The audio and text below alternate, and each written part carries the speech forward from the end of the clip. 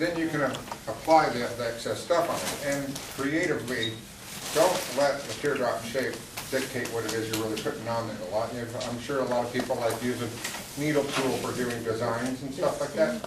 I hate the needle tool. A dull pencil, and you get these nice deep carving lines, just like in leather work.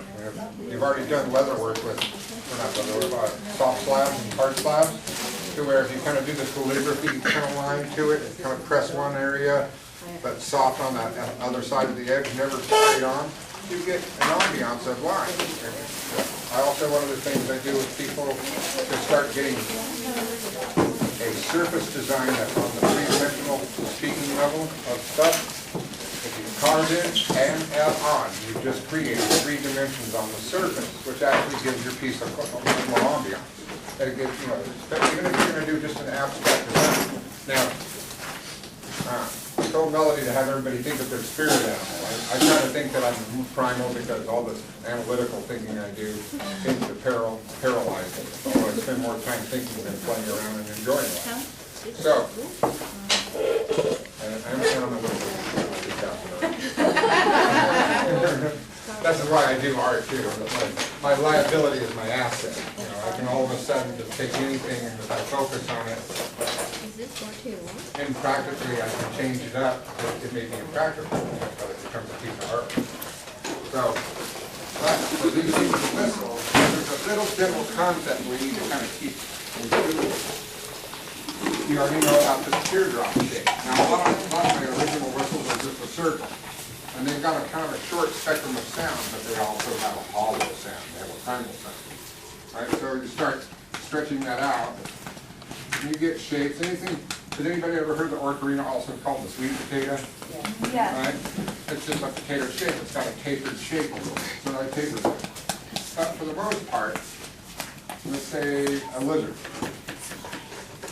You know, you can do a shape like this, but your sound's going to be a little off.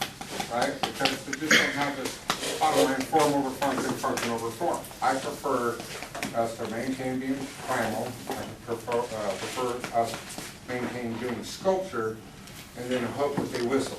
Right? So we get something that looks more ancient, something that so we're more connected to our ancestry and all that stuff. So it's all the tie-in of music, as much as a tie-in, it starts dictating to us what we want to play. Right? So if I have one of these tuned up to the Western chromatic scale, you can come over and play it, and even if you're not musically inclined, for some reason your brain wants to find a song that you already know, right? Then, if anything, you know, and then I'm kind of generalizing a little bit, but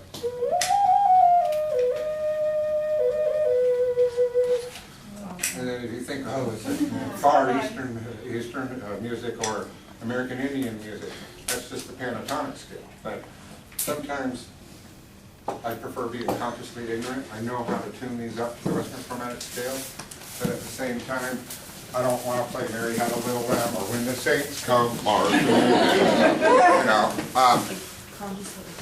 And my dad was a music instructor, and I just always just went ahead and played with art because as much as I think I can dance, I had a hard time carrying a tune a little bit, and everybody else in the family played instruments. My dad was the, okay, I'm going to brag a little. My dad was the band director for the Pasadena City College Rose Parade Band. And how he got that job was 25 years he won sweepstakes over and over and over with the Arcadia High School band. Right? So it's like, I used to think my dad was famous. I'd see his picture in the local newspaper all the time. Yeah, my dad's famous. My dad's famous, yeah, that's my dad. Right? But at the same time, we kept putting me on the trombone. Not the trombone, that was my brother.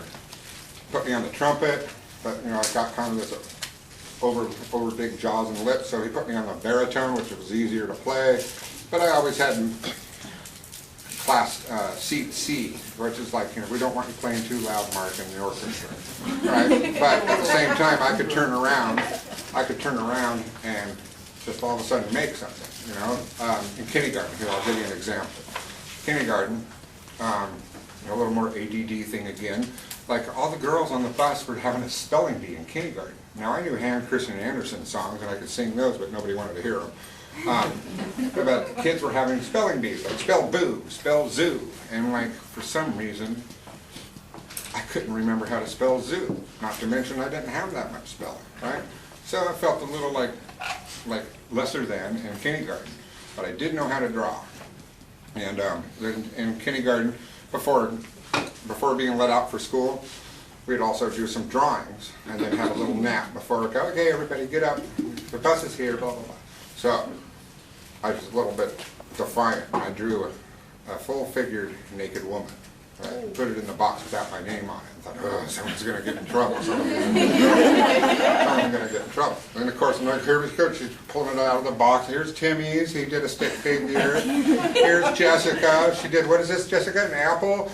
You know, and then she picks up the female figure, very robust. And I'm like, oh, someone's going to get in trouble. Oh, I did nasty in class. I did nasty in class. Hoo-hoo. Right? She goes, oh my God.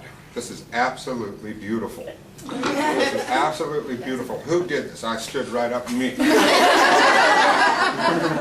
Right? So I think, as much as I knew I liked art, but it was my little secret thing, art, all of a sudden I realized, oh, okay, there's where my ego and narcissism can come in, and it's like, this is where I belong, is my art. So, you know, from there on in, or how about when teachers used to give you an assignment, like if everybody draws a good picture, they don't get to do homework, so I would draw a good picture. You know what homework was? Another picture to draw. And it's like, oh, that's no fair. She go, Mark, you don't have to do homework, it's another picture. No, I want to do a picture. So, you know, somewhere deep inside of me, I've always had this need for setting little things on fire and making things well. Anyhow, there's a teardrop shape in this. Some of you have a shape like this, right? There's actually a false wall in here, so I can have a broader sound. And remember I was telling you about the Western Chromatic Scale. I was tuning them up, and all of a sudden the function of trying to get it to tune real well kind of like made me drop the idea of doing more sculpture and more figurative and, you know, Peruvian looking stuff and all that kind of stuff. So I just started putting a big hole also so I could get inside and clean up and do a little better cleaning up so I could get a better sound. So with the big hole, instead of it sounding like your recorder that you used to play in 3rd grade, does everybody remember the recorders in 3rd grade? Yeah. It's all the same songs that everybody plays. So instead, you have something that's a little more primal.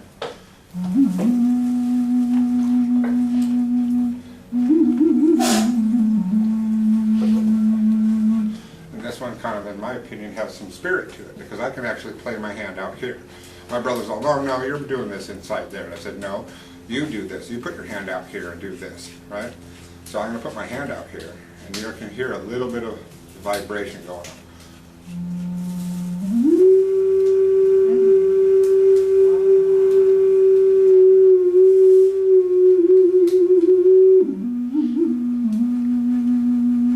So if there was a bunch of smoke coming out here, you would see a plume going towards my hand. And I'm still putting back pressure back on here, creating the sound to go lower. Okay. So what are your spirit animals? Everybody got an idea? No. No? Sort of. Okay, I'm going to put everybody in a trance. Just kidding. You know, the shapes also lend themselves to just doing abstract designs across the surface, you know, because wind, you know, a lot of this has to do with wind, so you could think about doing something abstractly with wind or the cloud or the water or anything like that. So I'm going to go around now, and I'm going to feel people's pieces and start kind of mapping out a little bit where I think people should put their mouthpieces, but I'm not going to say anything yet.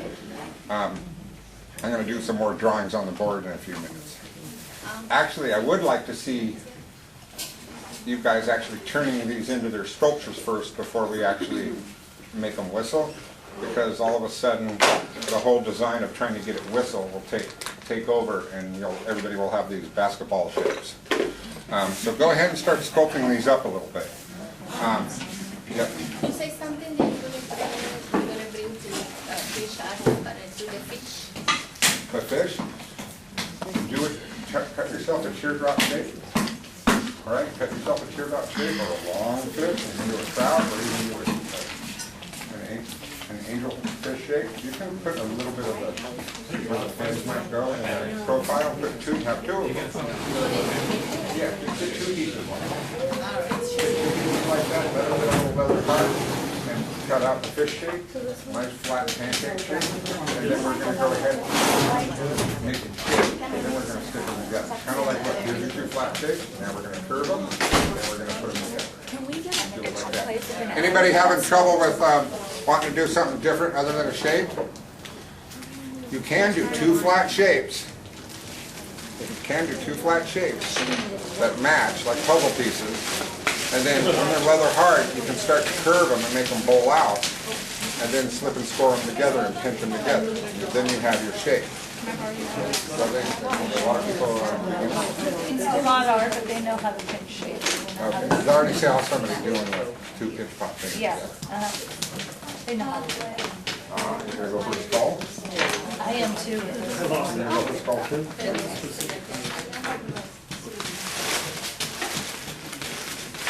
Don't start this part yet. All right. Go ahead and try to smooth that down and take that off. Yeah, I'm gonna, for right now, I'm gonna spend some time drawing specific little things that we're gonna be doing to making the mouthpiece. Like I said, I want everybody kind of, just go ahead and start sculpting. Make that figure, make that skull, make that face. You can go ahead and push in eyes, push in eyes, just don't pop all the way through. Remember, I want you kind of like pushing in and carving, and then also adding stuff on. Otherwise, they will look like we're just putting thumbprints for eyes and doohickeys for noses. Oh, that one's going to be big. Over here with the faces and all that stuff, you try to put a mouthpiece in the back right there. It doesn't like to whistle this way. If you have a teardrop shape, somewhere near the bigger end of the form is where the mouthpiece has to be. Otherwise, I've tried them the back different ways. I've tried gourds that have big long spout and then open up down here. They almost whistle, but they don't have a very good spectrum. It's got to start off to where it expands real quick and then tapers down into smaller amounts of it. Okay, I'm going to erase the top portion right here. Look up here for a second. The mouthpieces that you put on, imagine you've got that one flat spot. But usually I make people make a flat spot so they can actually have a landmark on the piece that they can see what's going on. Okay?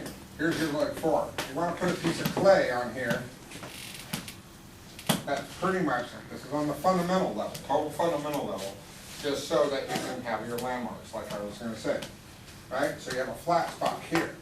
You also want, a lot of people think they're having their mouthpiece that they just put on. They think it's flat right there, but it's not. It's actually pointing up in the air. And if we put a hole right here for whistling, it doesn't want to whistle. All the air is going to want to go inside. Bottom line is, you need a perpendicular area where air is going to get split off. However, when you have a big bulbous piece and it doesn't have a flat spot, really all you're doing is tilting it and creating an X, right? Because it's still perpendicular. So I'm going to demonstrate on the big whistle. I'm going to get it whistling, and you're going to see what I do with the popsicle stick, and then I'm going to have all of you get busy doing it. Some of you whistle, some of you won't, and I'll do my running around again. So let me see here if I can do a good drawing. Okay. Now we've got solid clay. Hi, Riku. Okay. Solid clay right here. Now, I've already got one little problem going on here.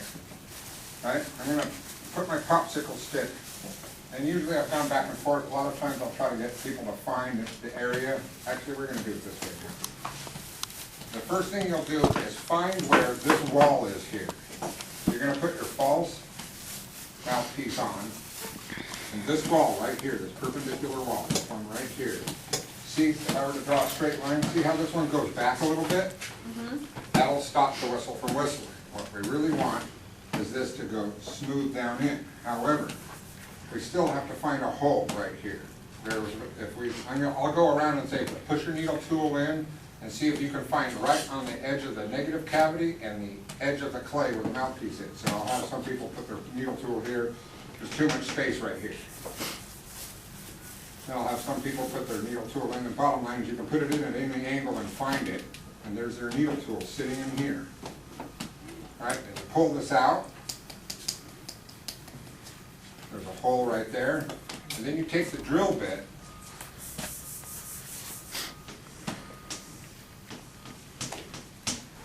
drill right here and make a hole. There's still a negative cavity, but because we're clay, it's not wood. It's like, oh, the hole's in the wrong place. You can just take this whole drill bit and move it back a little bit, and maybe even have it have an angle towards the mouthpiece, which will end up making this area go flat pretty much. Go flat. It's got to slope down like a ski slope. It's got to go down, or it can actually, some of us have narrower pieces, it can go straight into the piece. But if anything goes backwards and has to come forward inside, it's not going to whistle unless you have your mouthpiece at a really hard angle. So now we've got a hole here. Let's see if I can erase it better so it doesn't look so crazy.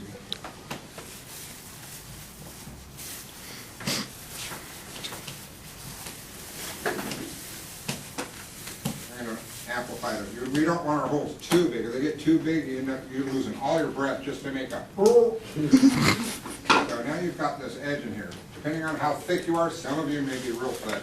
It's like, oh my gosh, we're going to have to like be blindly digging some of that stuff out. So now, we put a popsicle stick in there that I've sharpened for you guys that has a taper.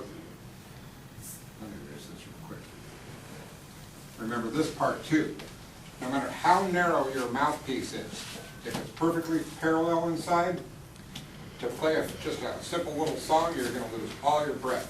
So, remember this. That mouthpiece, this is like a close-up version. Popsicle stick makes a little bit of this. I've actually tapered them a little bit, so they do this. Take that back. This one straight. This one angled. Depending on bottom line, if you want your air to be slightly getting narrower, the air passage to be slightly getting narrower before it exits out here. So now I'm going to draw that one. This is a little more microsurgery now when you go to play with these popsicle sticks. Okay, we've got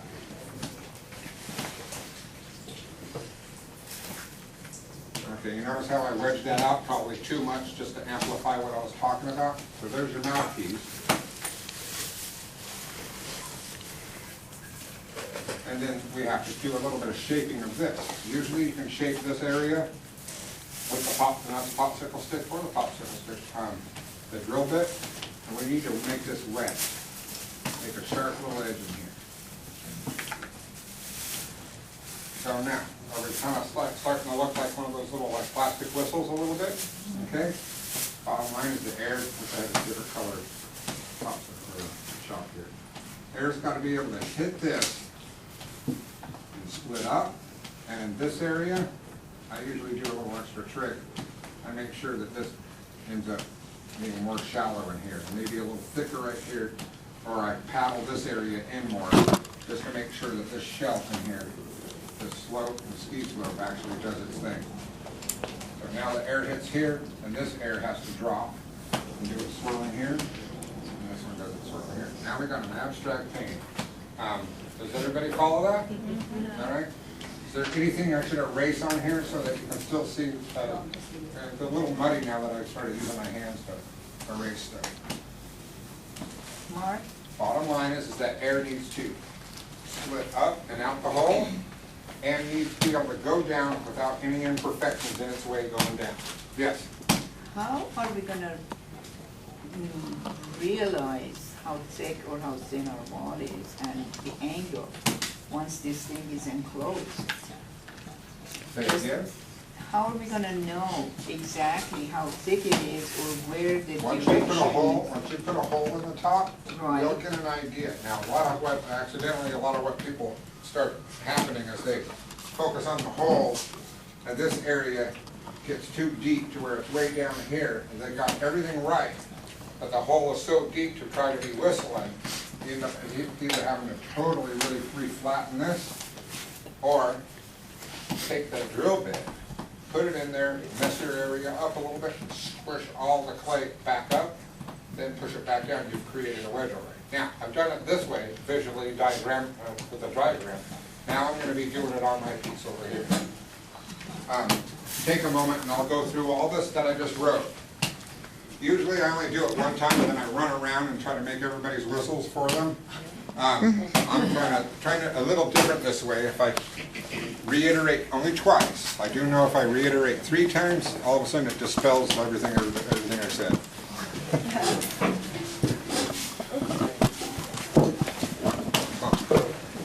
wish I actually had a lot of fish because these guys are harder to do too.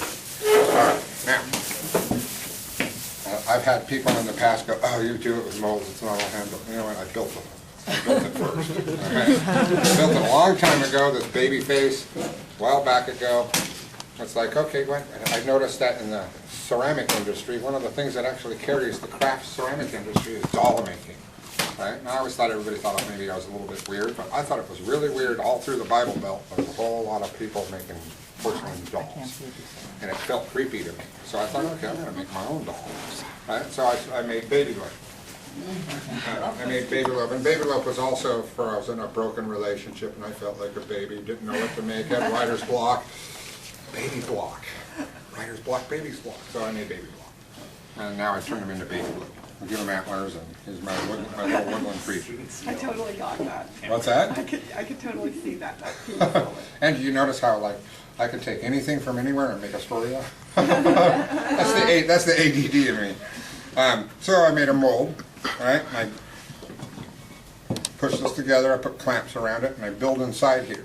But because I've got too negative cavities in here, I've got this chin area. When I build all inside here, I also build another piece of clay that comes off of here and closes this down into a teardrop shape. So, right about here, there's a wall in there, right? And with that big hole, you can kind of see it. So I've closed it up.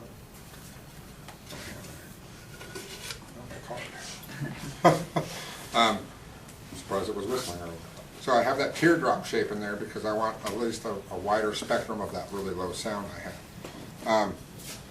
And then I just do the baby face, and I like the whole idea of the baby face now. I can start with something fresh and innocent and turn it into a skull. Right? And for the Renaissance Fair, I was also doing monkeys, and I came up with my little spiel that between birth and death, we act like monkeys. There's always comedy to go with my ceramics. All right, let me get to this part. I thought I brought my slip in. All right, put this over here. I saw it somewhere. It's over there, Mark. What's that? It's on the corner, your slip. Oh, there it is. Not that I use very much of this, but it comes in handy. And I haven't seen too many people using too much water here. I try to stay away from water too much because things get soupy and muddy and gooey and they change shape and then you don't have control over it. Should be able to build everything with just whatever moisture's in the clay unless it's too hot of a day. They've been trained. What's that? They've been trained not to use much water. I moved somebody's water away from them earlier. Who was that again? Yeah, I better write the...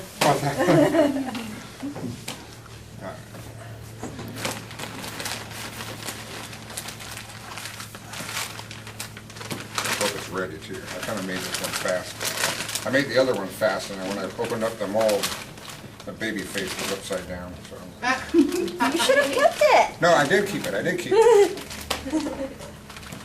Come on. Upside down. Sneaking up behind me.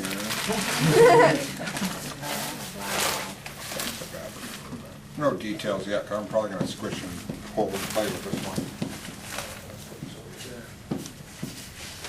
Quick little jolt of room temperature coffee. Oh, I forgot the camera. You'll see it on YouTube. What's that? You'll see it on YouTube. Make sure you show me the editing version, okay? usually it's something I've said that I've embarrassed. Later on I see it and I go, oh my God. Well, I've come across this clay. For some reason it's absolutely forgiving. Has anybody ever put clay together and thought they put it together well enough and it falls apart later or blows apart in the kiln? This stuff, for this Amador clay, for some reason you can just barely stick it together and it'll stick together.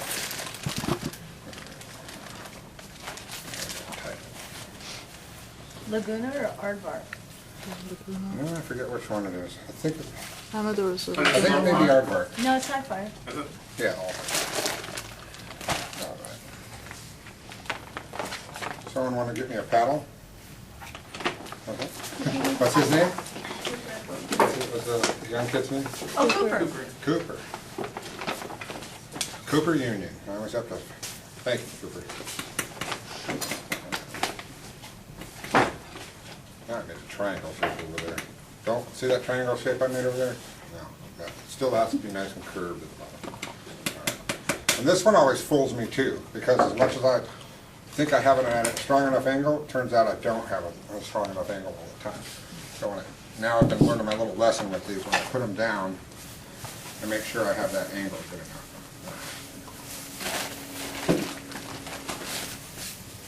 This may take a while.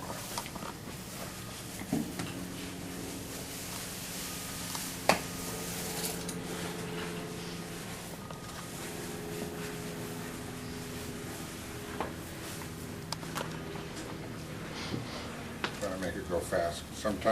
Sometimes they whistle right away. And sometimes it's like, oh my God, everything looks just perfect. What I assume is going on the inside, I'm sure, is just well, and then I go ahead and mess it up, and all of a sudden it whistles. Some of you actually will have yours looking like it can't whistle at all, and it will whistle just fine. But you'll just notice that you just need to refine some of the details in there. Yes. You're very popular. I've been really harassed by Western Dental. Seriously, they're like nonstop.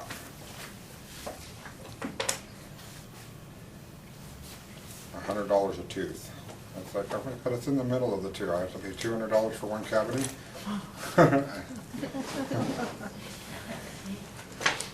And any time I've ever been to them, for some reason, their stuff falls out a couple months later. Is that right? What's that? Yeah.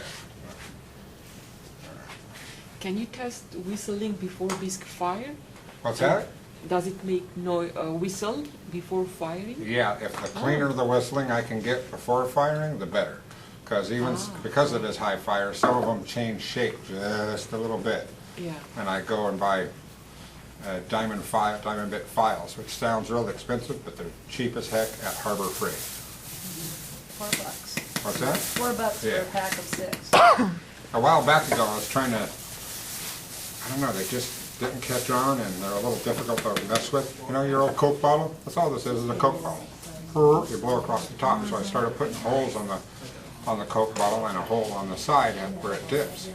So it's like an ocarina, but a lot of them would shatter easily if I, in order to try to color them and all that kind of stuff. They would sound great, but because they're already a disposable bottle, people only saw a novelty in them. And I tried dressing them up and doing more things to it, and I thought, all right, just go back to the clay.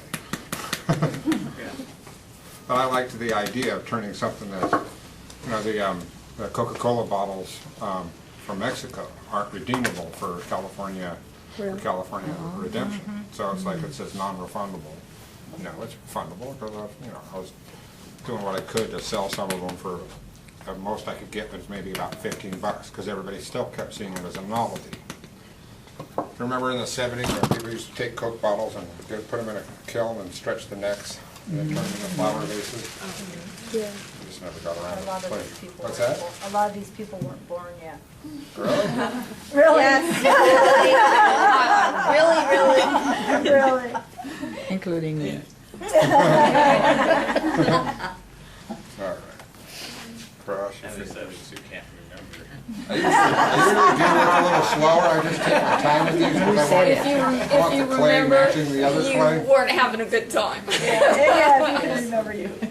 Leave the 70s, but you should have. That's what we say about the 60s. Like I said, I usually wait for things to kind of do dry up and match up. So sometimes I'm playing over here, I'm playing over there, going and doing something else because I want these to match and settle up a little bit.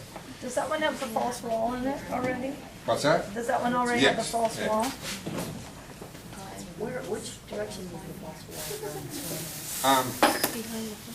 From where the mouthpiece is, I need it to be bigger and then slowly move into smaller or just be a perfect circle. right? If I was, and in the past, I tried to make this whistle all it's hollow shaped the way it is. I couldn't get it to whistle unless I could just imagine if the lower portion of the face is cut off, that's pretty much what's whistling. That's where the false wall is, isn't it? Still, I knew I'm gonna have trouble on this one. Maybe not. Stop for So you made a mold from the face, and then you put that other part on the back.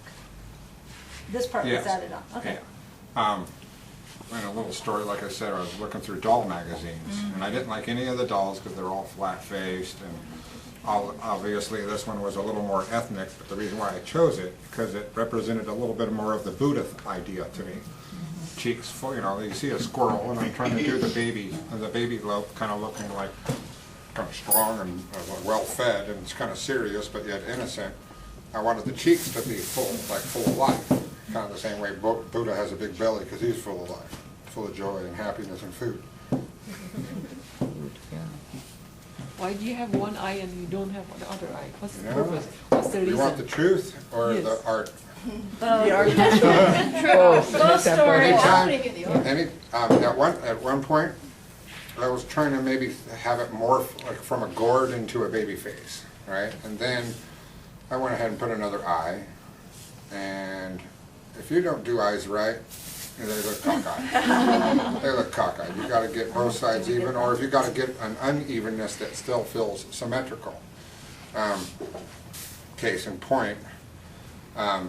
Some of our most handsome people are really quite symmetrical, even though they may be really exotic with huge cheekbones, but as long as they're even on both sides, for some reason, our primal brain sees it as like, oh, there's a handsome fella, that kind of thing, right? So if you ever see, have you ever taken a picture, I'm sure everybody did this in high school maybe, take your picture, not high school, but a little later, take a picture of your license and cut it in half and then reverse it.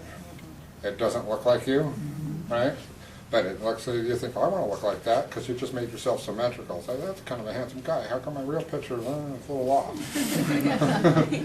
So there's our primal instinct for breeding looks for symmetry and chiseled jaws and. Yeah, they did research on that What's that? surveys, Yeah. and they showed men a bunch of pictures of women, and the one that everybody picked was someone that was symmetrical. Uh-huh. I also read a little something, that's why I started finally, I was a late bloomer, I finally was able to grow a beard, so I could make a chiseled beard, right? Because I've got Prince Charles chin, right? And there's no chin there, it's just a gullet, up to the lower jaw, right? And always felt a little Gilligan and a little dorky. I go ahead and grow this thing, and all of a sudden, seriously, I ain't kidding you, it's like, I don't drink, but I can walk into bars. If I shave this, I walk into bars, the tough guy in there is like kind of pushing me around. I walk in there with a beard. For some reason, I get a little more like, okay, that guy, let's back off of it. God, this is on film. Cut! I'm sure she'll edit it out Only on an later. intimate level with a group of people that didn't call it intimate, but all of a sudden now I just realized, oh my God, worldwide. Let's look up the whistle guy.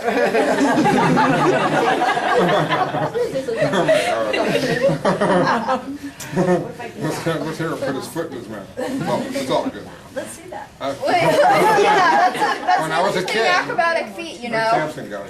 Can you do it? Can you put your legs over your head? When I was a kid, I used to be able to put my legs over my head, around my neck, and walk on my hands. I thought I was special. That's scary. That one was Mark, how thick are those walls? Oh, what's that? Too thick, most likely. I'm going to have to thin stuff down. All right, and I've got to imagine this. I've got to imagine where the thickness truly is of this. And remember, I said a needle tool. Anybody got a needle tool handy? So Here. We'll get you one.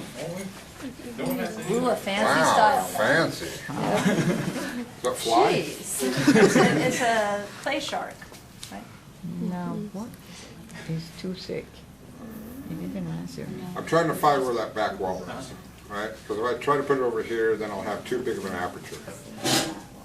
There is actually a true formula to this whole whistle thing. It's called the vortex formula, but I don't like. And how much was this? How much was that? $8. Was it? Oh, it's a sort of replaceable. It just snapped out, you can replace it. Oh, nice. It folds down for safety. I know about where it is. Do me a favor, open that toolbox right there. Just lift it Be in. careful, it's a trick. Yeah, jumping Jack jack. in the box You should comes have out. had something in there. What's that? No, that would have been fun. Now, I wish this was a little more leather hard right now, but we'll see if we can get it to us. Dig through there and see if you can find me a slightly bigger drill bit. Well, although it's better always to start small than it is to go big. So what about Bob, baby steps? Here's this step drill too. I actually, you like how this is very organized? Yeah, he's even got nail polish. As you can Now, see. everything spreads out completely evenly when you dump it. Right. There we go. That was too big. What's that? No, Funny. because I do have a big piece here. Those of you who grab these, you're gonna, once you hollow out the inside a little bit, you're gonna wanna move around a little bit with the other end. This is the other end, you also pack the upside, the reed part. I call it, it's like a stationary reed. A reed's supposed to vibrate. I just call it the anvil. And people think Roadrunner, I got a problem. See this right here? Right? I'm trying to go straight down the wall, but guess what? There's a little bit of space behind it. So I'll go do this. So just to be sure, I'm pulling this drill bit that way, right? Just to make sure I have a wall that slopes down and doesn't go back and slopes down. So I just opened up this hole. See what I'm doing? I'm going this way with it, so this whole drill bit fits against this wall underneath here. So you're pulling not just on the top, but What's that? along the whole surface of the tool that you have down in there? Even in the slope, as long as if it doesn't go back, even if it goes down and then bumps in a little bit and then continues the slope, it'll kill the sound. You need a nice slope in there. Yeah, that's what I need.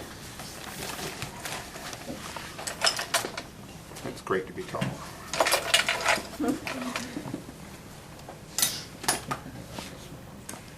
Can you do me a favor, look for another one of these that looks like I fashioned it off of a grinder?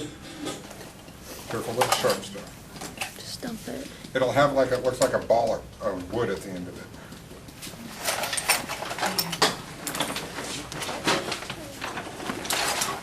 Now, I've actually made a mistake. I actually made that hole too oblong for the moment. Oh, there it is. How do I leave it over there? Wait, no, this is somebody else's. This is what so, How long is too long? Longer than your finger or something? well, if it's too long, then you'll lose a lot of sound coming out. But I'm just readjusting that. Let's see here for a second. The guys, the ones that work, tell me what's really going on. You see, it's like as much as I think this one was angled, it's not. And now it's actually more in that same direction as that one.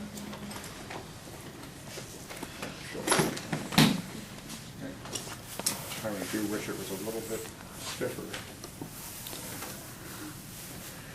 And because I do have thick clay there, I'm going to make a little bit of a channel, just so I can get things moving. Yeah, fashioned you guys popsicle sticks. Those are the quick ones.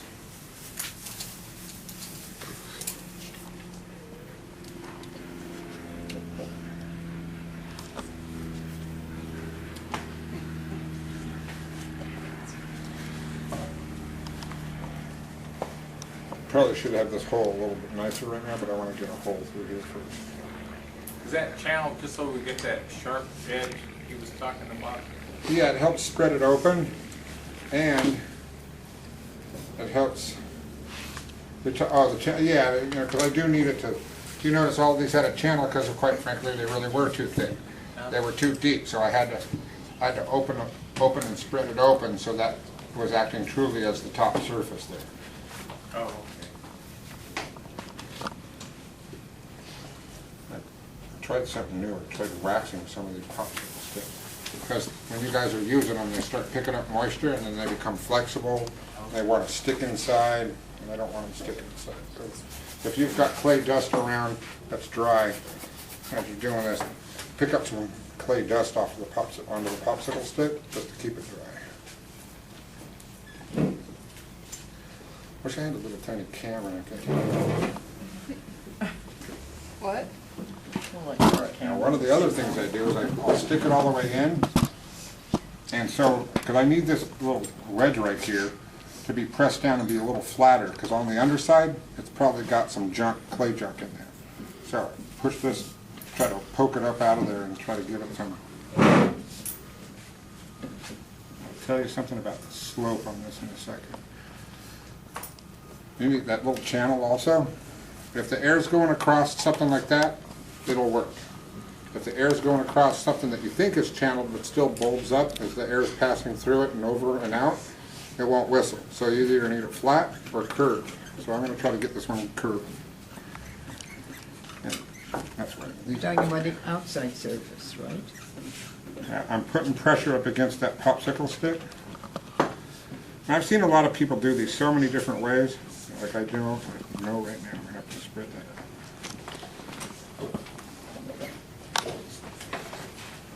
But the good thing about it is I've got it flat on the side that I can't see. And I can still tell that this area is bulging up instead of flat or curved down. And that piece is kind of red.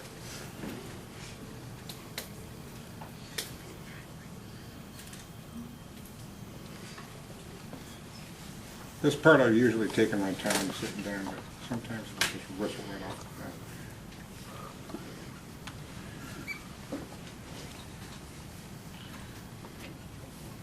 Because the cleaner I make it look for you, the more you guys will focus on how specific this little area needs to be. Let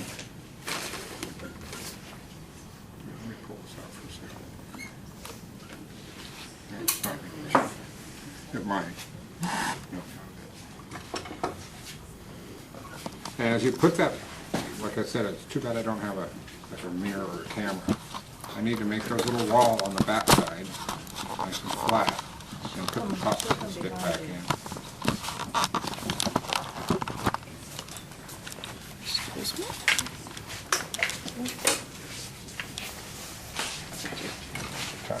Excuse me.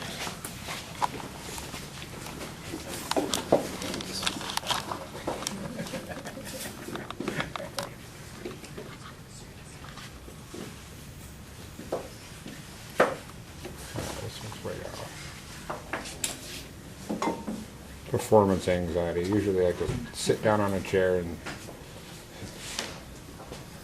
sit in the room. This one's a little off. Want to get in the chair? No, I'm okay. If I sit down, then I'll just... You're under the microscope right now.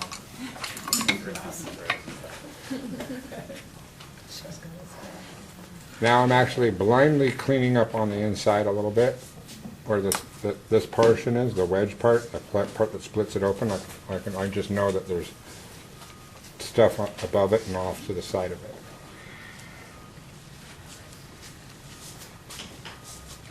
Let's try this for a second.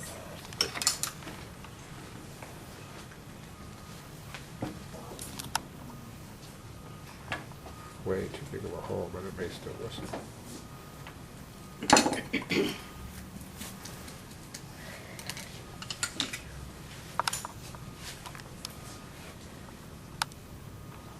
Here I got these other tools. I'm trying to demonstrate just with the drill bit and the popsicle stick. So it becomes a little like surgery, actually. You're doing microsurgery.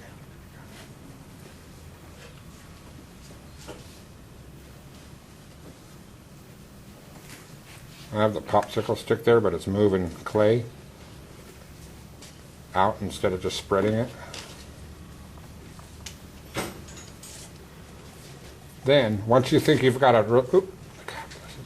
once you think you actually got a nice little aperture that's opening up and it's going to split across, you should be able to test by gently putting your popsicle stick in. Let it ride the area that you gave it, the channel that you gave it through the mouthpiece. And if the top of the popsicle stick is right somewhere dead center with the other side right there, I think you caught that. It should whistle.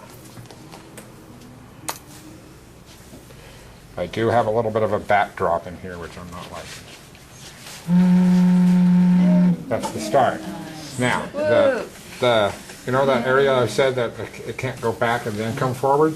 I've got a little bit of a shelf there, so I'm going to let this dry up a little bit, and then I'm going to put clay right there and fill that little gap. So I can start using something like this, or the drill bit, and go in at an angle and slowly make that a little smoother inside there. And I'm going to let it do some drying up. You guys go ahead and look, I bought you guys colored popsicle sticks. Yay! No expense spared. Thank you. Take it like Was that one last part? Yes. More cavity, it might whistle less unless you have a really heavy angle. If you see all of the anvil, it should whistle anyway. All right? And then when you put a hole in there, you should have a larger spectrum of sound. So I'm not quite sure. Anybody know any poetry? No? Well, you know what? Usually I don't feel embarrassed doing this, but for now that I've gotten to know you, now I feel embarrassed doing it. No, you just fair Shakespearean. If anything, on the intimate artistic level, it really does, like, you know how like the most abstract thing you're actually afraid and shameful to do in front of somebody, for some reason you have some sort of like critic and editor in you, right? That's what art's always trying to challenge our critic in us. And even me, being an artist, I've always thought, I'm not going to do that. And as a kid, I used to try to be shocking, and I think I still try to be shocking. Like, I got to make it different. So I want to challenge that fear of being vulnerable to you or somebody else. I don't know if anybody's ever read the book The Artist's Way. It kind of talks about how being an artist is like walking up to a beautiful woman in a bar and saying, "Hi, my name's Mark," and you don't know what you're going to get out of it, but yet you're still subjecting, you know, your person. I want to be unique, different, and special, but you're also still asking to be accepted. So whenever you make art, it's mine, mine, mine. What do you think? You're kind of being a hypocrite a little bit, right? What do you think? And the moment somebody's like, "Oh, I don't like it," well, I don't like you, right? So you truly are showing your insides. You're trying to work with your insides. You're trying to, in my opinion, you're trying to not have a critic. At the same time, we all have a critic in it. So there's that battle, that abstract battle with art. So, strangely enough, sometime around this year in college, I never, as much as I loved Halloween, I got to that point where I wasn't dressing up, but I loved Halloween. How come I'm not taking the time to do, I don't know, ADD or just tired or lazy about it, see everybody dressed up. But at college, everyone was having a competition at the art college for, you know, there's people in fashion coming up with big plumes and everything. I was like, gotta do something. I'll do this. I'll stop. Let's hope I didn't dry this out too much. I may have dried it out too much. Oh, I might have to put the tie on before I choke myself. Probably slam myself to the ground. See how good that stretching technique comes in, guys? Wow. Big block of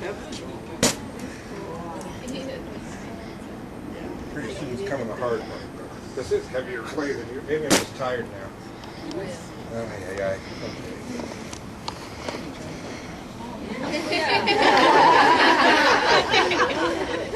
Okay, and it does need to be a little wetter. I don't want to get it wet now. Sam, you can actually dip your hands in Raku's water and then kind of rub it on the clay when I put it on. Okay? We said put it on. I'm going to make a pair of Speedos out of it. Just kidding. Mark, don't you need your tie on now? Yes, I do actually. And I'm going to start running out of breath. Oh, that's crazy. You want me to put them on now or after you get out of bed? Okay. You want me to put the water on now I'll be a muddy mess.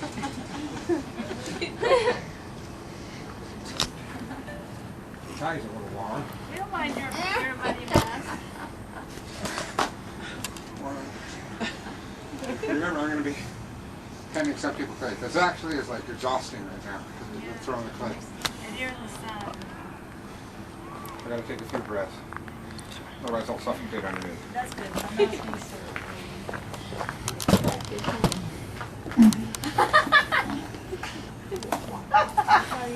Wow. I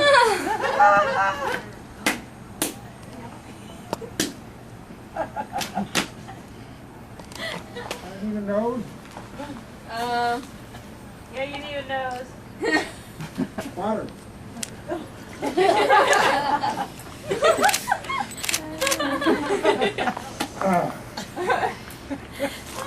That's funny.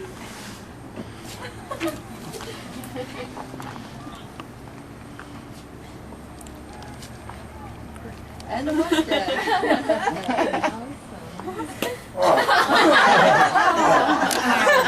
Hey, Sam, put it in the back. Give me more clay. Where? Put it in the back. On his neck. On his Back of his neck. The back. Go back. Give me more. No, I got it. There. Hurry. Could you press? I think I recognize his character from Star Wars. Or From my Zoltar. nightmare. There.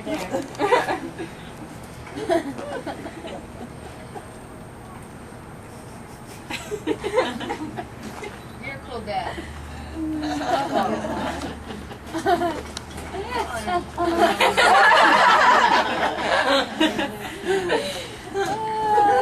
My eyes are watering because of how funny this is.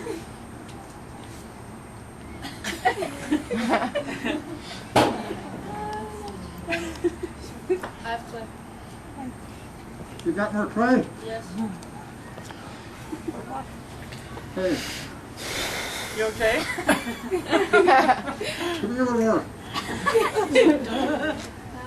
That's funny. Gotta hear you folks with. Hi. Can you hear me now? See, come on. One more trick of clay, Sam. Sam.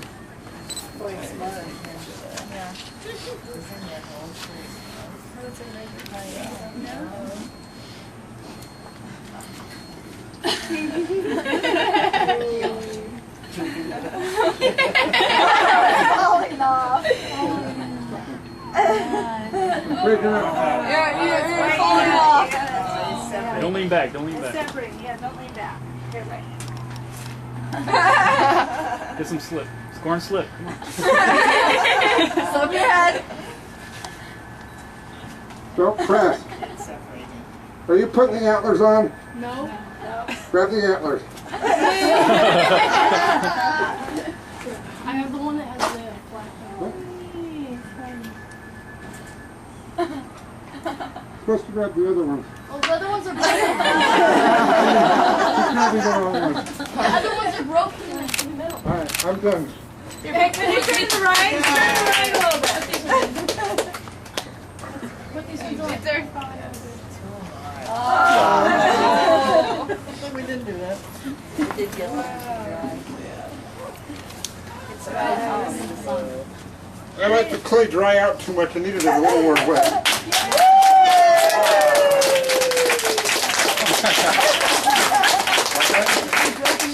Oh yeah. Usually when it's a little wetter, I have a little bit more play of squishing things together and not having... Did anything fall off that I put on? No, it was All right, now where's the picture of the other one? It turns out different all the time. I've tried to save a couple, but because of the fashion and the way I'm throwing it around and twisting, they all crack and break. I'm hoping to get to the point where I can slide them off and put them down something as a... Oh, this is great. This one was done at, or actually, oh, this one was in my studio, a test run. But I've done it for a couple exotic, some place called Indelible Ink, or a bunch of poets called Indelible Ink, and they go to a champagne and dessert bar, and they have a bunch of belly dancers and people doing poetry, and people having their stories, odd stories, and even a guy who's in the Smithsonian, American Indian playing the violin, and he's got a long story about how everybody said, what the hell is an Indian playing the violin for? He should be playing flutes. Ha!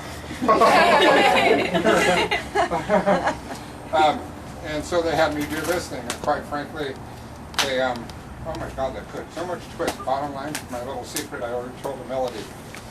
In the art world, somebody would make a whole lot of sense out of this. And really, quite frankly, they're making sense out of nonsense. But it is fun. But you can see as like, oh man, if I had a tie, it would tie it in a little bit better. It's like, oh, a modern man making his image out of clay and the struggling and the suffocation. I'm actually suffocating under there. Did you hear me breathing hard? Yeah. Was I wobbling a little bit? No. I felt like I was wobbling. And the last thing I do is make a mouth hold. And I think I've done better masks. I thought this one, I'm a little tired after today, so I'm just kind of slopping. And then there's that slapstick comedy, I've been beating myself up. I heard everybody laughing, I poked myself in the eye. This mask looked great. It looked like the monster from the Blue Lagoon. Yeah, it was really red. Black Lagoon. I prefer Blue Lagoon, new movie. And now I'm all dirty. I was a dirtier before. What are you going to do it now? No. My guy, he's going to take on the tradition of the Coke mask. What are you doing? That.